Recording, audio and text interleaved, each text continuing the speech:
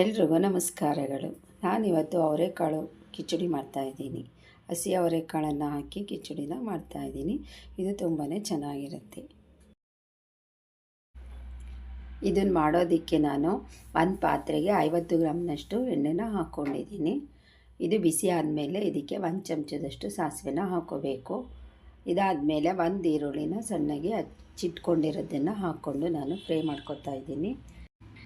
2ರಿಂದ 3 ಹೆಚ್ಚಿಟ್ಕೊಂಡಿರೋ ಹಸಿಮೆಣಸಿಕಾಯಿನ ಹಾಕ್ಕೊಂಡಿದ್ದೀನಿ. ಸ್ವಲ್ಪ ಕರಿಬೇವಿನ ಸೊಪ್ಪನ್ನು ಹಾಕ್ಕೊಂಡಿದ್ದೀನಿ. ಇದಿಷ್ಟನ್ನು ಫ್ರೈ ಮಾಡ್ಕೊತಾ ಇದ್ದೀನಿ. ಸ್ವಲ್ಪ ಕಲರ್ ಚೇಂಜ್ ಆಗೋವರೆಗೂ ಇದನ್ನು ಫ್ರೈ ಮಾಡ್ಕೋಬೇಕು. ಇದಾದಮೇಲೆ 2 ಟೊಮೊಟೊನ ಸಣ್ಣಗೆ ಹಚ್ಚಿಟ್ಕೊಂಡಿರೋದನ್ನು ನಾನು ಹಾಕ್ಕೊಂಡಿದ್ದೀನಿ. ಇದನ್ನು ಅಷ್ಟೇ ಮೆತ್ಕಾಗೋವರೆಗೂ ಟೊಮೊಟೊ ಹಣ್ಣನ್ನು ಫ್ರೈ ಮಾಡ್ಕೋಬೇಕು. ಇದು ಫ್ರೈ ಆದಮೇಲೆ ಇದಕ್ಕೆ 1 ಬೌಲಿನಷ್ಟು ಹಸಿ ಅವರೆಕಾಳನ್ನು ಸೇರಿಸ್ಕೋಬೇಕು. ಇದನ್ನು ಫ್ರೈ ಮಾಡ್ಕೋಬೇಕು. 1ರಿಂದ 2 ನಿಮಿಷ ಇದನ್ನು ಫ್ರೈ ಮಾಡ್ಕೋಬೇಕು. ಅವರೆಕಾಳು ಬೇಯೋದಕ್ಕೆ ಅಂತ ನಾನು 1 ಕಪ್ಪಿನಷ್ಟು ನೀರನ್ನು ಸೇರಿಸ್ಕೊತಾ ಇದ್ದೀನಿ. ಇದಕ್ಕೆ ಎಷ್ಟು ಬೇಕಷ್ಟು ಉಪ್ಪನ್ನು ಹಾಕ್ಕೊಂಡು ಇದನ್ನು ತಟ್ಟೆ ಮುಚ್ಚಿ ಬೇಯಿಸ್ಕೋಬೇಕು. ಅವರೆಕಾಳನ್ನು ಬೇಯಿಸ್ಕೋಬೇಕು. ಅವರೆಕಾಳು ಬೇಯಿಸ್ಕೊಂಡಾದಮೇಲೆ ಇದಕ್ಕೆ ನಾನು ಕಿಚಡಿ ಪುಡಿ ಅಂತ ಮಾಡಿ ಇಟ್ಕೊಂಡಿರ್ತೀನಿ. ಅದನ್ನು 2 ಚಮಚದಷ್ಟು ನಾನು ಇಲ್ಲಿ ಸೇರಿಸ್ಕೊತಾ ಇದ್ದೀನಿ. ಇಲ್ಲ ಅಂದರೆ ಸಾರಿನ ಪೌಡ್ರನ್ನೇ ಹಾಕ್ಕೋಬೋದು.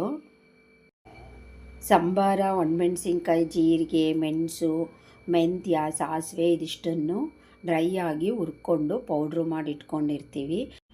ಇದೇ ಕಿಚಡಿ ಪುಡಿ. ಹಸಿ ಅವರೆಕಾಳು ಸೀಸನ್ನಲ್ಲಿ ಮಾಡ್ಕೋಬೋದು. ಬೇರೆ ಸೀಸನ್ನಲ್ಲಿ ಕಡಲೆಕಾಳನ್ನು ನೆನೆಸ್ಬಿಟ್ಟು ಮಾಡ್ಕೋಬೋದು. ಹೆಸರುಬೇಳೆನ ನೆನೆಸ್ಬಿಟ್ಟು ಇದನ್ನು ಮಾಡ್ಕೋಬೋದು.